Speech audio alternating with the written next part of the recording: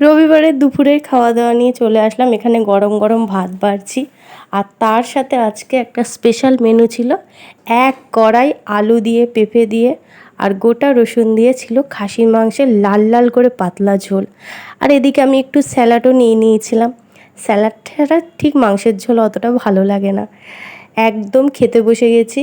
আজকে আর সেরকম কোনো থালির ভিডিও করিনি, একদম পাত পেরে খাবো, সেটা তোমাদের সাথে শেয়ার করব। ঝুরঝুরে ভাতের সাথে একদম লাল লাল খাসির মাংসের ঝোল ঢেলে নিলাম, তার সাথে একটু রসুন। আলুটা এত গরম ছিল, কেবল নামিয়েছি মাংসের ঝোলটাও খুব গরম ছিল। একটু আলু ভেঙে নিয়ে, একটু রসুন ভেঙে নিয়ে, কার কার মাংসের ঝোলে রসুন ভালো লাগে, গোটা রসুন খেতে, অবশ্যই আমাকে কমেন্টে জানিও। ভালো করে মেখে সাথে গরম গরম খাসির মাংসের চর্বি দিয়ে স্যালাড দিয়ে আমি মুখে চালান করে দিলাম। তোমাদের আজকের ভিডিওটা কেমন লাগলো অবশ্যই কমেন্ট